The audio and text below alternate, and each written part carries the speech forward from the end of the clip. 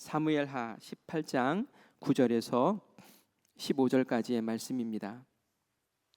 사무엘하 18장 9절에서 15절까지의 말씀을 한 절씩 교독해서 봉독합니다.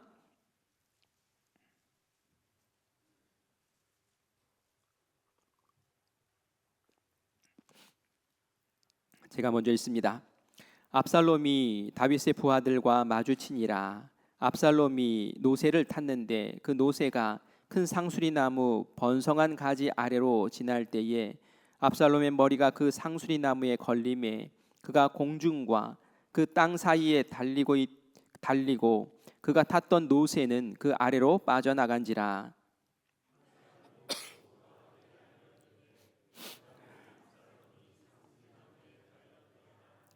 요압이 그 알린 사람에게 이르되 네가 보고 어찌하여 당장에 쳐서 땅에 떨어뜨리지 아니하였느냐?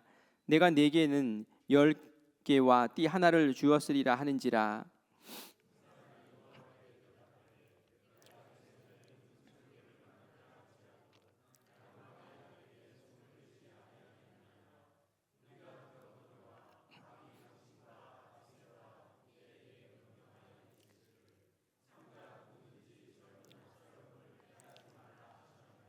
아무 일도 왕 앞에는 숨길 수 없나니 내가 만일 거역하여 그의 생명을 해하였더라면 당신도 나를 대적하였으리이다 하니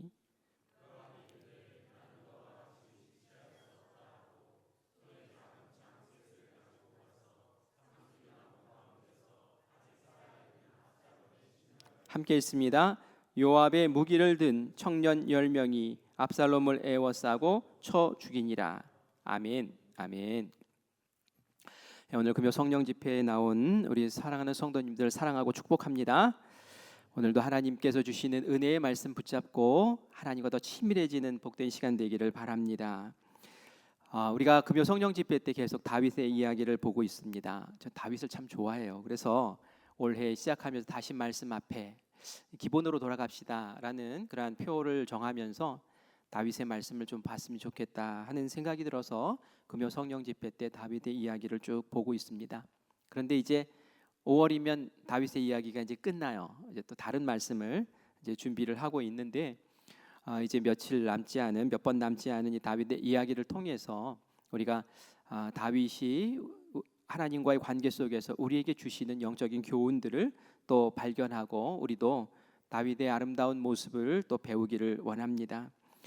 우리가 지난 시간 이제 2번에 걸쳐서 한 사건을 계속 보고 있었어요. 어떤 사건이었냐면 다윗의 아들 압살롬이 반역을 일으킨 사건을 지금 3번째 지금 오늘 이제 보고 있습니다. 다윗이 참 마음이 아팠을 거예요. 인생에서 가장 고통스러운 시간을 보내고 있었을 거라는 생각을 합니다. 왜냐하면은 다른 사람도 아니고 자기의 사랑하는 아들 압살롬이 자기를 반역했기 때문에 너무 힘들었겠죠. 그래서 다윗은 맞서 싸울 생각도 하지 못하고 그 예루살렘으로 쳐들어온다는 그 소식을 듣고 다윗은 맨발로 그 옆에 있는 감람산을 타고 넘어가서 요단강을 건너서 그렇게 도망가는 그러한 모습을 보이죠. 백성들의 마음은 다 흔들렸고 신하들의 마음도 다 흔들렸고 왕의 권위는 다 흔들렸고 정말 다윗의 가정은 아들의 그 반역으로 인해서 산산조각 나는 정말 콩가루 집안 같은 그런 모습이 되어버리고 말았습니다. 정말 절망의 시간이었어요. 그런데 다윗은 이 시간에 한 가지를 딱 붙잡고 있었습니다. 그게 뭘까요? 하나님을 붙잡고 있었어요. 하나님 한 분만은 이 다윗이 놓치지 않고 딱 붙잡고 있었어요. 그게 다윗의 위대한 점이고 우리가 배워야 될 신앙의 귀한 모습이죠. 우리가 지난 시간에 보았던 것에 이어서 오늘도 이제 벌어졌던 전쟁, 특별히 이 압살롬이 어떻게 되는지를 살펴보려고 합니다. 그리고 그 이후에는 다윗이 예루살렘 성으로 다시 귀환하는 모습을 함께 보려고 해요. 오늘 본문은 다윗이 압살롬이 이스라엘의 그 연합군을 몰고 이제 쳐들어왔을 때에 다윗의 군대를 또 보내게 되고 그리고 에브라임 숲에서 이제 전쟁이 일어나게 되는 것을 우리가 보게 됩니다. 이 전쟁에서 다윗의 아들 압살롬이 죽음을 맞게 돼요. 비참한 최후를 맞게 됩니다. 다윗은 아들의 죽음을 보고 통곡하는 일이 벌어지죠. 오늘 본문은 단순하게 악인은 결국 멸망하고 마는구나, 이것을 우리에게 가르쳐 주는 것을 넘어서서 더 깊은 영적인 어떤 교훈을 줍니다. 여러 가지가 있지만 그 가운데 세 가지만 오늘 뽑아서 같이 나누고, 그리고 그 말씀이 우리의 기도의 재료가 되어서 오늘 그 말씀 붙잡고 함께 기도하며 하나님을 만나기를 원합니다. 첫 번째는 하나님 없이 하는 준비는 아무리 그것이 철저한 준비라도 결국은 무너지고 맙니다라는 거예요.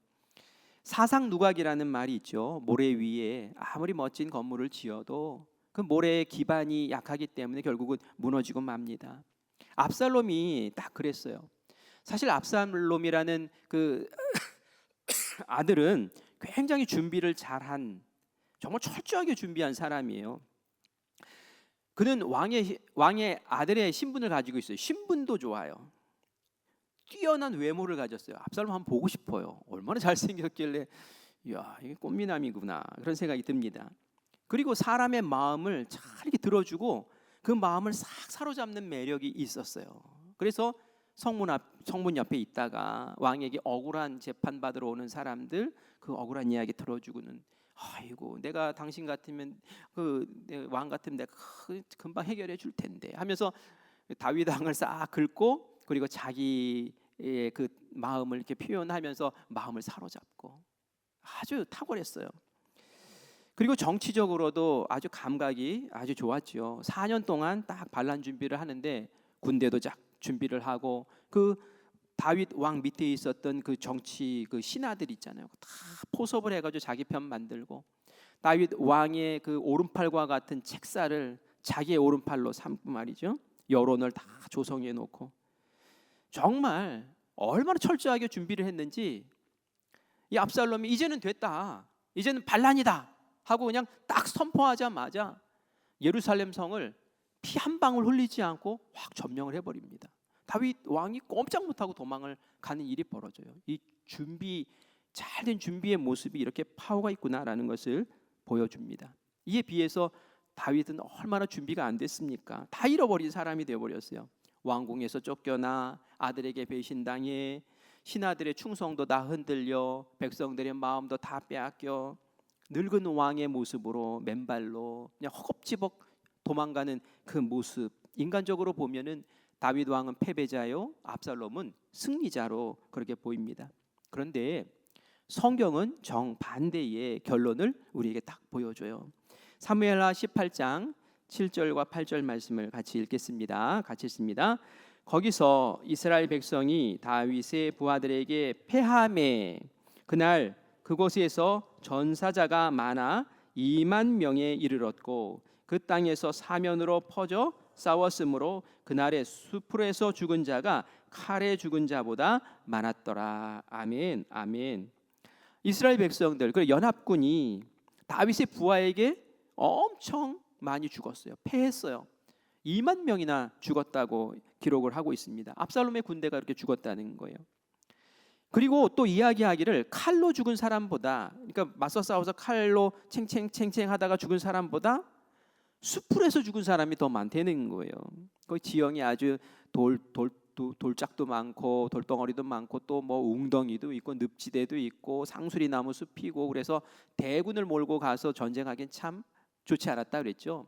그래서 게릴라전을 다윗이 적은 부대로 게릴라전을 펴서 여기 치고 또 빠지고 저리 치고 해서 하는 전쟁의 모습을 가졌을 거라는 이야기를 했는데, 그래도 사람의 칼로 죽은 사람보다 수풀에서 죽은 사람이 더 많다. 이건 뭘 얘기하는 걸까요? 사람의 전략에 따라서 전쟁이 이긴 것이 아니라 하나님께서 수풀을 이용하셔서 이들을 물리치고 이들을 전멸시키는 그러한 일이 벌어졌다라는 것이죠. 하나님의 방법이 그렇게 작용했다는 거예요. 압살롬이 정말 많은 것을 준비했어요. 많은 것을 준비했어요. 그런데 딱 한 가지 빠졌어요. 그게 뭐였죠? 하나님 빠졌어요. 하나님 앞에 그 영이 서 있지를 않은 거예요. 그 영혼이 하나님을 바라보지 않은 거예요. 왕자도 준비했어요. 그러나 예배는 준비하지 못했어요. 사람의 마음은 얻었어요. 그러나 하나님의 마음은 얻지 못했죠. 결국은 압살롬은 비극적인 죽음을 맞게 됩니다. 우리가 준비를 잘하는 것은 죄가 아니에요. 계획도 잘해야 돼요. 능력 있어야 돼요. 성공, 이것 죄가 아닙니다. 그런데 중요한 것은 그 중심에 하나님이 계셨느냐라는 거예요. 그 준비하는 과정에 그 능력 속에 하나님이 계셨느냐라는 거예요.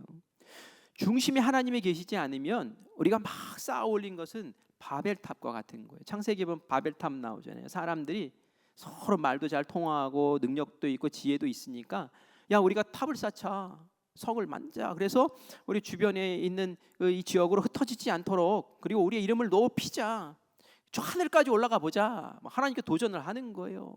근데 하나님이 그 모습을 보시면서 이 교만한 녀석들 같으니라고 하고 언어를 확 흐트러 버리시잖아요. 그래서 언어가 흐트러지니까 벽돌 갖다 줘 하는데 못 알아듣는 거예요. 결국은 바벨탑이 멈췄어요. 하나님이 함께 하시지 않는 교만, 하나님이 함께 하시지 않는 능력, 하나님께 함께 하시지 않는 그러한 노력과 땀방울은 결국은 뭐가 되는 것 같다가 멈춰버리는 거예요. 우리의 인생에 많은 것들을 우리가 준비를 합니다.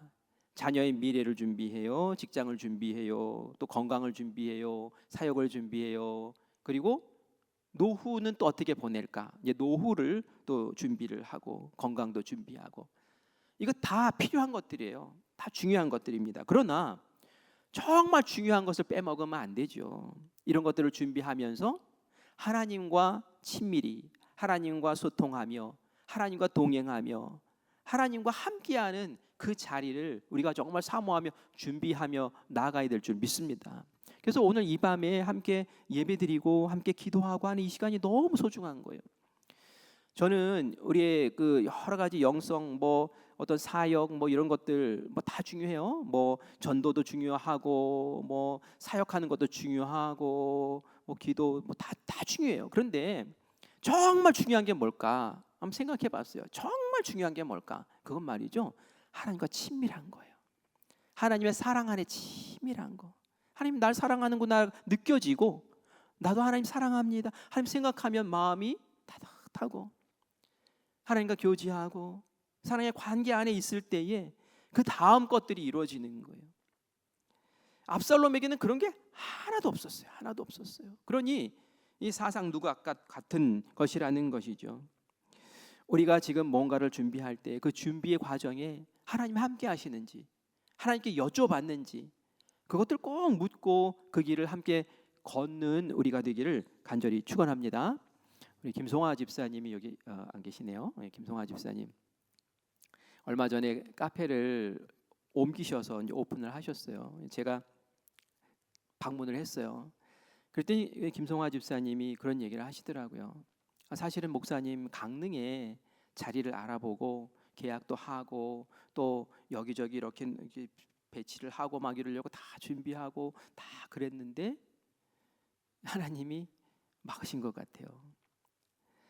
그 갑자기 계약이 흐트러지고 또 문제가 꼬이고, 결국은 우리 청아중학교 그 앞쪽으로 갑자기 자리가 나고, 그래서 그쪽으로 오게 됐는데 이전에 사용했던 그 물건들이 넣기만 하면 딱딱 어떻게 그렇게 맞는지 이렇게 아름답게 잘 꾸미게 됐다고. 사실은 이번에도 하나님께서 인도해 주시는 곳으로 내가 꼭 응답받고 가려고 했었는데 그걸 제가 제대로 잘 못했는지, 하여간 하나님께서 이렇게 인도하신 자리가 바로 이 자리가 맞는 것 같습니다 하면서 결국은 그 아내 되시는 분도 이제 그 강릉에 집이 있는데 강릉 집도 정리를 하고 이제 아예 이쪽 삼척에서 집을 마련해서 살아야겠다고, 이게 하나님의 인도하심 같다고 이렇게 이야기를 하면서 하나님 생각하면서 살 자리를 찾고, 하나님 생각하면서 일할 자리를 찾고 하는 그 모습이 참 보기 좋다, 하나님 사랑하실 만한 모습이다, 그런 생각을 했어요. 무엇이 하나님의 뜻입니까? 라고 묻고 하나님 인도하신 것이 이거 같네? 그럼 거기에 마음을 두고 순종하고 하는 그 모습 말이죠. 그게 빠지면은 내가 아무리 애쓰고 노력하고 이래도 이게 흐트러져 버리는 거예요. 근데 참 아이러니하게도 말이죠. 그 압살롬을 그 죽음의 자리로 매단 것이 뭘까요? 그것은 말이죠. 압살롬의 자랑이 그를 거기 죽음의 자리로 몰고 갔다라는 거예요. 사무엘하 14장에 보면은 압살롬의 외모에 대해서 말할 때에 특별히 말하는 게 있었어요. 그게 뭐냐면은 유난히 그 길고 풍성한 머리카락이었어요. 아마 허리까지 온 것 같아요. 남자가 그렇게 머리 치렁치렁하고 다니면 아유 그냥 꼴불견, 그냥 바리깡으로 확 밀어버리고 싶은 마음이 드는데, 그 당시 유대인들은 말이죠, 그런 머리를 하면 말이죠 정말 아름답다 이렇게 생각을 했어요. 왜냐하면 그 머리 긴 것이 그 치렁치렁하고 또 풍성한 그 머리가 힘이라고 생각을 했거든요. 기백, 그리고 남자다움의 상징이라고 그렇게 생각을 했어요. 그러니까 압살롬이 그 머리를 크게 하고 있는 것을 이스라엘 백성들이 보면서 와 진짜 어떻게 왕자에다가 어떻게 머리까지 저렇게 막 이러면서 홀딱 넘어간 거예요. 우리 다 같이 머리를 기를까요? 아니 매력이 있었어요. 그게 자랑이었어요. 그런데 그 자랑이 어떻게 합니까? 그를 꼼짝없이 나무에 매달게 만들어 버리고, 그리고 죽음에 이르게 하는 마지막 결정적인 그런 도구가 되어 버려요. 자랑거리가 그를 죽음의 자리로 몰고 갔다는 거예요. 이게 죄의 역설이라고 말합니다.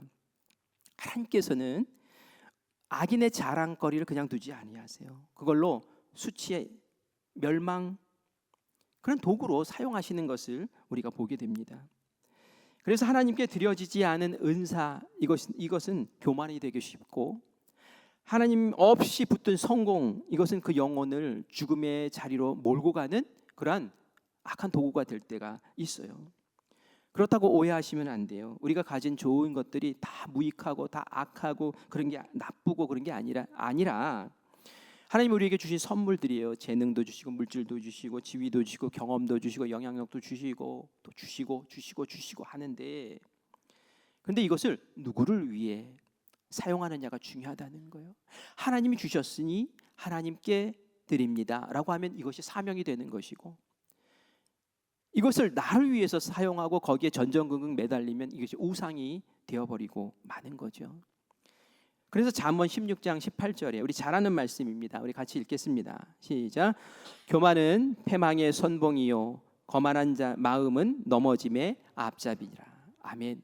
이 교만이라는 것이 패망하는데 선봉이라는 거예요. 너무 자랑할 게 압살롬이 많았어요. 너무 좋은 게 많았어요. 그러니까 교만해질 수밖에 없는 거예요. 거만해집니다. 그러니까 그냥 패망의 그것이 도구가 되어서 그 자랑거리가 도구가 된 거죠. 압살롬의 그 교만을 제가 다른 말씀을 통해서 좀 볼까 싶어요. 사무엘하 18장 18절입니다. 우리 같이 읽어보면서 압살롬이 이 패망의 교만이 표명의 선봉이다라는 아주 표본이 되는데 한번 같이 읽어보겠습니다. 압살롬이 살았을 때에 자기를 위하여 한 비석을 마련하여 세웠으니 이는 그가 자기 이름을 전할 아들이 내게 없다고 말하였음이더라. 그러므로 자기 이름을 기념하여 그 비석에 이름을 붙였으며 그 비석이 왕의 골짜기에 있고 이제까지 그것을 압살롬의 기념비라 일컫더라. 아멘. 압살롬이 살아있을 때에 이미 자기 기념비를 세워놨다는 거예요. 왜냐하면 나 아들이 없는데 내 기념비를 세워줄 후손이 아직 없네? 그럼 내가 세워야지 이렇게 했다는 거예요. 이 기념비를 히브리 말로 하면 야드라고 하는데 이 야드의 뜻이 이런 거래요. 자신의 손으로 자기 수고로 이루어낸 일, 뭐 이런 뜻이래요. 압살롬이 비석을 세우면서 이렇게 속으로 외쳤던 거예요. 내가 했어. 그래서 내가 이 기념비를 세우는 거야. 내가 했어. 뭘 했다는 얘기입니까? 뭘 하고 이 기념비를 세운 걸까요? 예루살렘 성 정복하고 점령하고 그리고 기념비를 세운 거예요. 그럼 뭐예요? 아버지를 모욕했어. 그건 내가 했어. 형제를 죽였어. 그건 내가 했어. 왕자를 빼앗았어. 그거 내가 했어. 예루살렘을 점령했어. 그거 내가 했어. 이 모든 일을 다 내가 했어. 정말 잘났다. 본인 스스로 잘났다 하면서 그렇게 하고 있었던 것이죠. 내 이름을 기억해 달라고 하는 거예요. 나 좀 알아달라고 그러는 거예요. 그 결과가 어떻게 됐습니까? 그 교만, 그 자랑, 나 좀 알아줘. 그게 결국은 그 사람을 공중에 매다는 그런 일로 되어버리죠. 결국은 이 압살롬은 요압 장군에 의해서 그리고 병사들에 의해서 처절한 죽음을 맞게 됩니다. 다윗도 우리처럼 완전한 사람은 아니에요. 그러나 오늘과 같은 이 비극 속에서도 이 다윗은 하나님을 딱 붙잡는 그러한 은혜가 있었어요. 사실 이런 어려움 겪은 것은 다윗이 과거에 지은 죄의 열매이기도 합니다. 하나님이 밧세바와 이렇게 죄 지었을 때에 하나님이 물론 죽이지 않고 용서는 해주셨으나 그 죄의 열매에 대해서는 예언을 하셨거든요.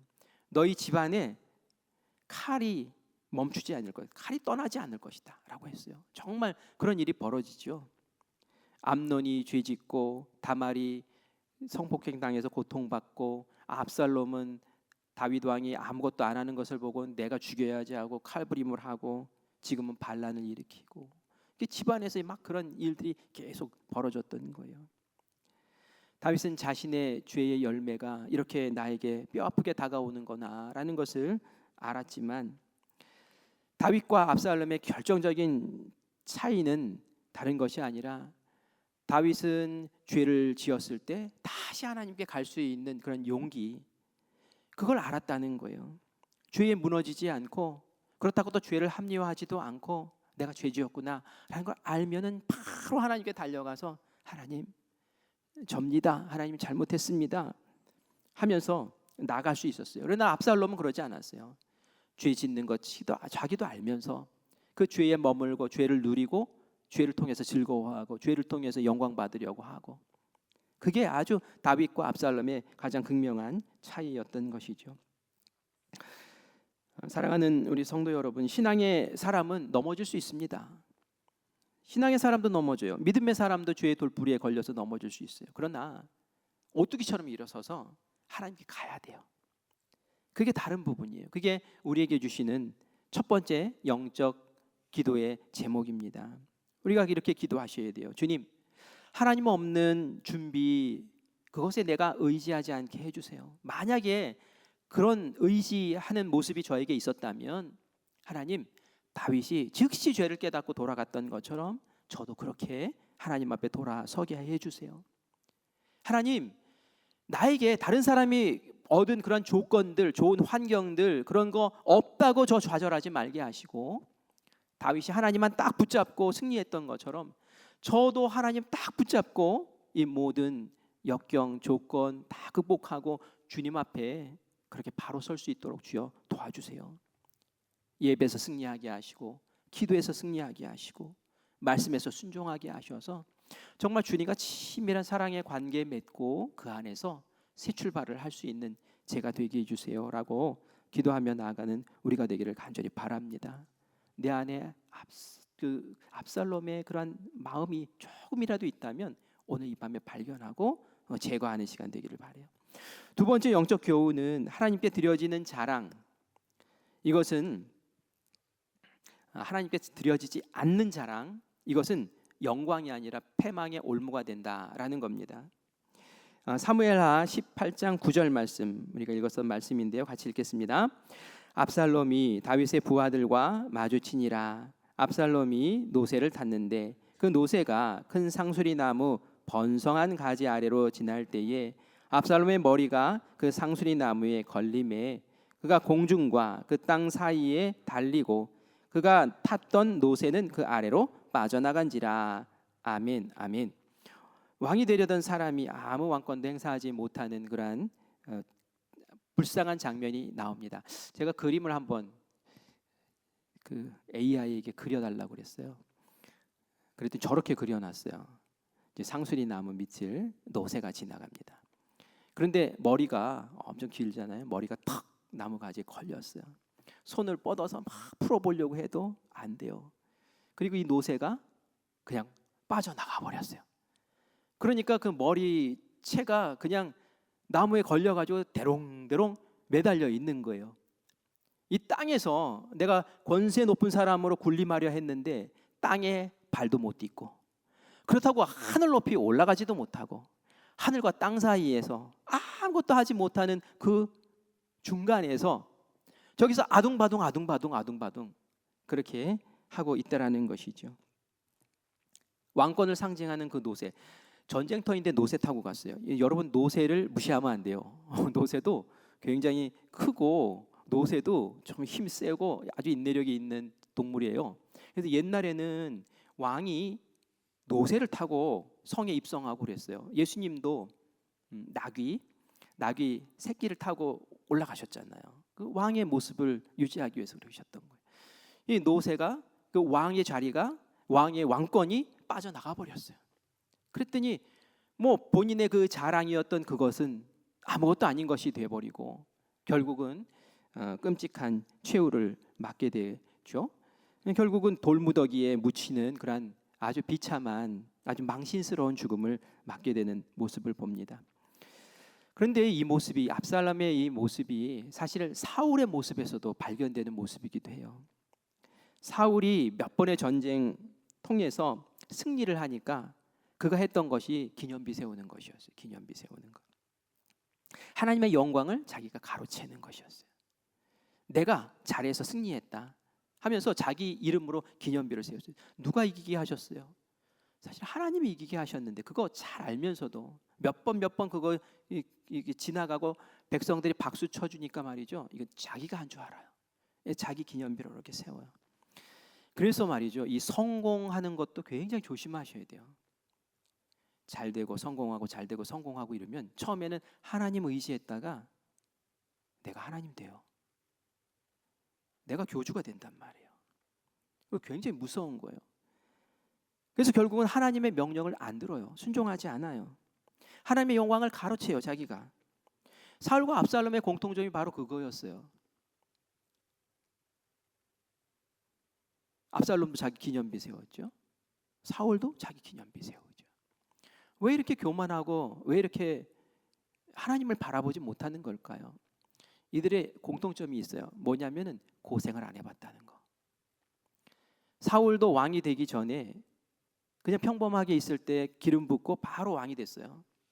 압살롬은 왕자로 지내고 호위호식하다가 자기가 왕이라고 선포하며 왕이 됐어요. 고생을 몰라요. 하나님을 몰라요. 그런데 다윗은 어땠습니까? 다윗은 어린 시절부터 밖에 나가가지고 양을 쳤어요. 기름 부음 받았는데 사울 왕에게 쫓겨서 늘 광야에서 10수년을 보냈어요. 그러면서 하나님만 바라보는 훈련을 그 광야 학교에서 한 거예요. 그러니까 다윗이 왕이 되었을 때는 실패해도 얼른 하나님 붙잡고, 범죄의 사람이 책망하면 또 얼른 하나님 붙잡고, 하나님과 친밀한 관계를 꽉 붙잡고 나아가니 다윗이 좋은 왕, 승리하는 왕, 어려움 속에서 다시 일어서는 왕, 하나님이 절대로 포기하지 않는 그런 왕이 될 수 있었던 줄 믿습니다. 여러분, 빨리 성공하는 것이 중요한 게 아니에요. 왜냐하면은 빨리 성공해버리면 인격이 다듬어져야 되는 인격이 다듬어질 시간이 없어요. 영성이 깊어져야 되는 영성이 깊어질 시간이 없어요. 고린도 전서 말씀을 요즘 보는데 오늘 새벽 말씀이 그거였어요. 고린도 교회 교인들을 보면서 바울이 얘기해요. 너희들은 내가 볼 때는 아직도 어린아이, 젖먹이 같은 어린아이 같다. 영적으로 성숙하지 않고 인격도 성숙하지 않고 딱하게. 왜요? 세상 생각만 그렇게 하는 거예요. 교회 안에서도 세상적인 방법, 세상 생각 이러고 있으니 바울이 얼마나 답답한지. 어린아이 같다고 얘기하는데 압살롬이 그랬고 사울이 그랬던 거예요. 하나님 외면하고 그냥 자기 생각, 세상 생각, 망할 수밖에 없는 것이죠. 우리의 마음 성령의 빛으로 비추어 주시도록 기도합시다. 제 마음 속에 압살롬과 같은 마음이 있다면 하나님 꺾어주세요. 제 자랑하지 않게 해주세요. 하나님의 영광 가로채지 않게 해주세요.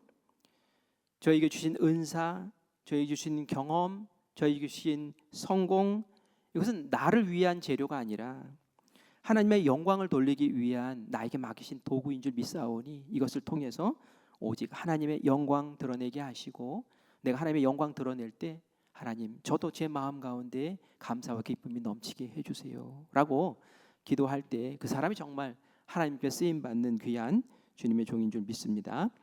마지막으로 저는 이 부분이 정말 은혜가 됐어요. 다윗의 통곡이 정말 하나님을 보게 하는 자리였어요.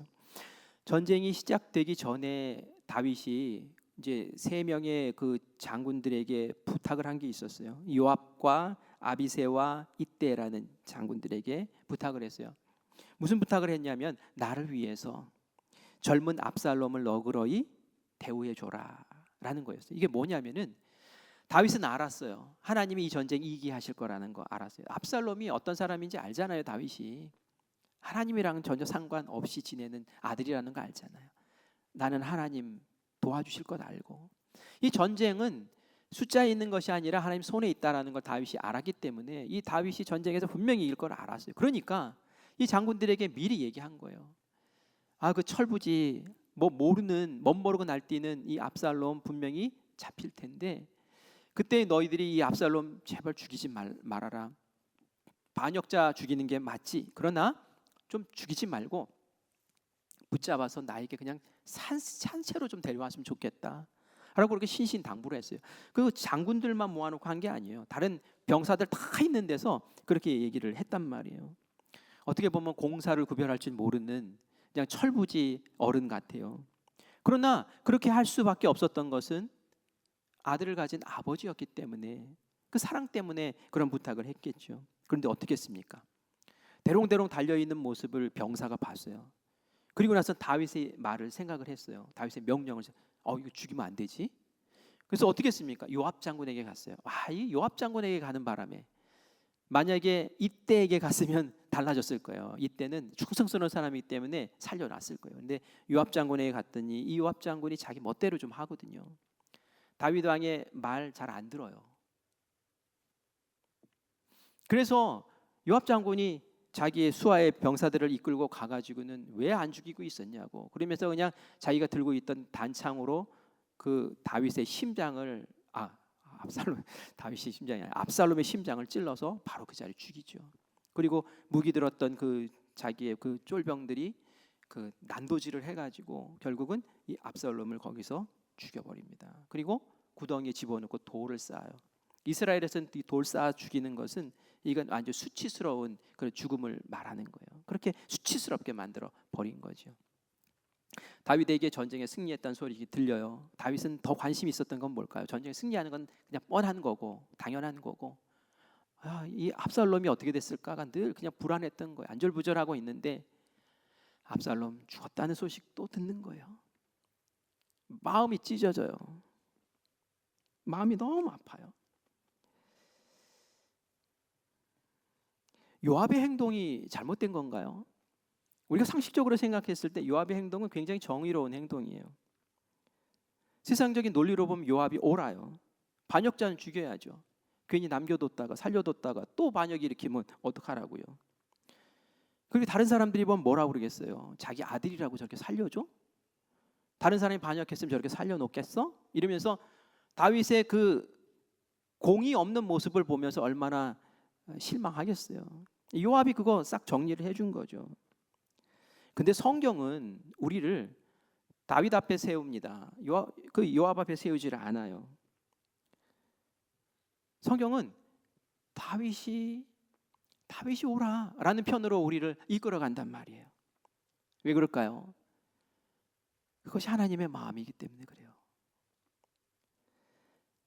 압살롬을 보는 다윗의 눈과 이 요압의 눈이 달라요.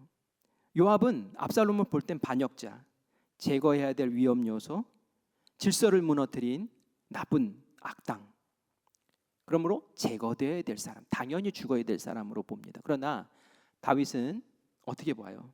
압살롬은 여전히 아들이에요. 잃어버린 내 자식이에요. 아버지의 마음으로 보니까 그렇게 보이는 거예요. 여기서 우리가 교훈을 얻어야 됩니다. 세상은 그럴 수 있지만 하나님을 아는 우리, 하나님이 우리를 어떻게 보셨을까를 아는 우리는 달라야 된다라는 거예요. 죄를 무조건 사랑으로 덮으라는 얘기가 아니에요. 죄는 죄입니다라고 분명히 말해야 됩니다.